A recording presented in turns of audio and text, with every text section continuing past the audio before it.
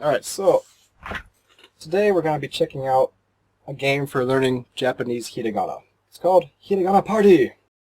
ひらがなピクセルパーティーあ It's a rhythm action platforming Japanese learning chiptune adventure! So, Hiragana Pixel Party. Hiragana is one of two main writing alphabets used in Japan. All Japanese is written phonetically, so if you learn the sounds of the letters through this game, you'll be able to read almost any Japanese word. Hiragana is used for native Japanese words, while katakana is used for writing foreign words like guitar. So go for it, and don't give up. Ganbatte! Yeah, hiragana is basically the most commonly used phonetic alphabet in Japan. If you know hiragana, you'd be able to read almost any word as long as it has the hiragana written for you somewhere. Because if it's just a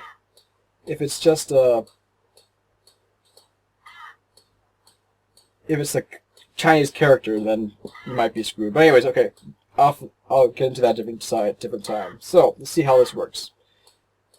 So we got the hiragana for here, and the character says and you have to hit it at the exact same time. So what we're doing now is we're having a sort of dynamic where you're just introducing you to the letters and the sounds.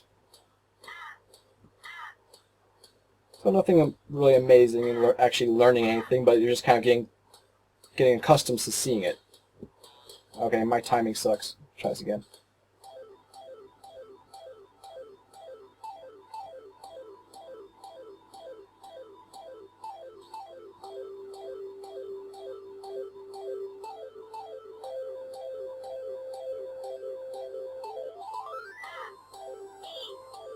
Okay, so now we got two. Alright, now I have to hit them in the right order, which is forcing you to kind of recognize the characters a little bit better.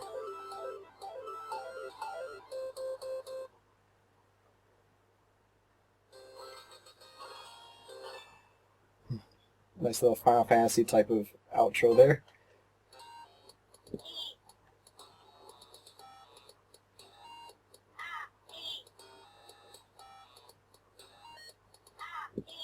Okay, now we got this. E, okay. I wonder if they're going to take this to the next level later and actually have it spell actual words. That would be pretty awesome.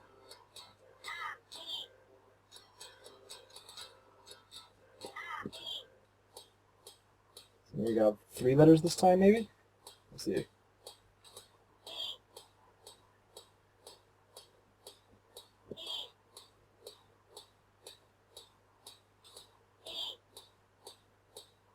Well, this could be effective. It's hard for me to really tell because I already can read the hiragana. But I'm assuming that even if you couldn't, this would be a pretty simple way to kind of learn it. It's not really testing you on it so much, it's just kind of accustoming you to it, making you get used to it. And the more you start getting used to it, maybe without even actually studying it, you'll just find later on that you actually know it. It just kind of sneaks into your head, incognito or whatnot. As far as actual gameplay, I'm not sure if you really weren't that into learning hiragana. I don't know if you'd have that much fun with this. Oh, timing's too late.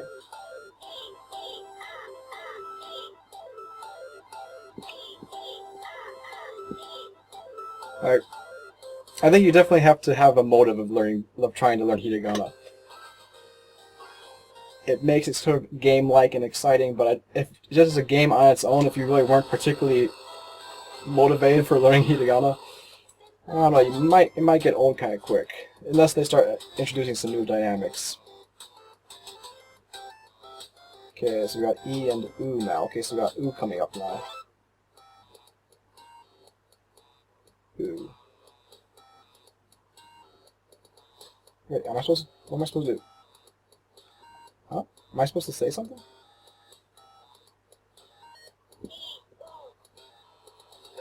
Oh, now I'm hitting the... Now they have you hit the English letters? I don't know if that was really necessary. Just for myself. I mean, I kind of see what they're trying to do. They're trying to get you to kind of associate the letters with it. The letters with what you, because then you can see here, you see the oo, and you have to guess which one was the oo or whatnot. But I almost think it would have been better to actually just try to get you to associate the sounds and not try to equate it with English letters. Because that was my general method when I was learning Japanese, was to, as soon as I learned the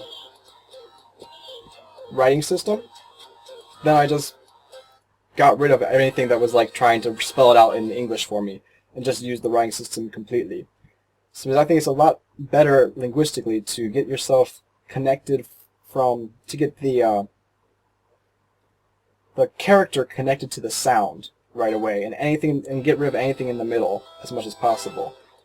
So putting in the Roman characters, the I and the U, it just seems like it's kind of a step backwards in my opinion. But not the worst thing in the world. Alright, so what's my opinion of Hiragana Party? Well, as a game just by itself, it's probably not going to keep you entertained for too long if you're just playing it simply as a game and you really have no interest in Japanese.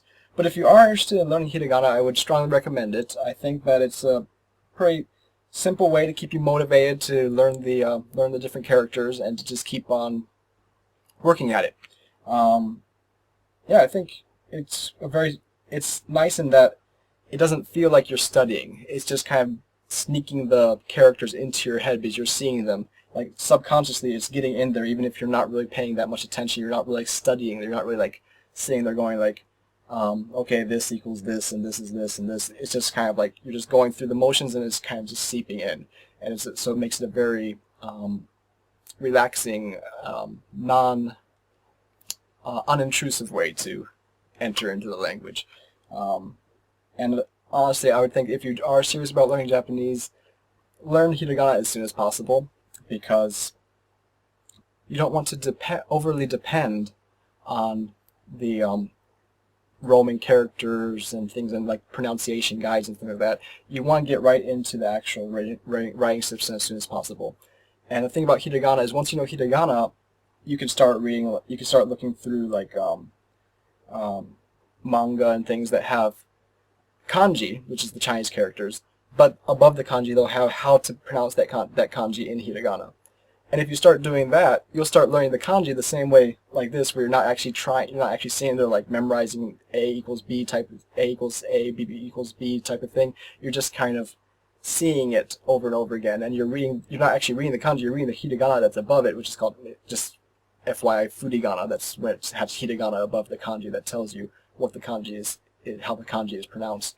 But like just by doing that, you'll be seeing the kanji and you'll be knowing how to read it because of the furigana. And then eventually, if you see the kanji without the furigana, you remember, oh, I remember that was pronounced this way or that way, and it starts building up. So basically, what I'm saying is that this is probably the easiest way to get the ball rolling if you really want to learn Japanese. So I think I would highly recommend it for anyone learning Japanese.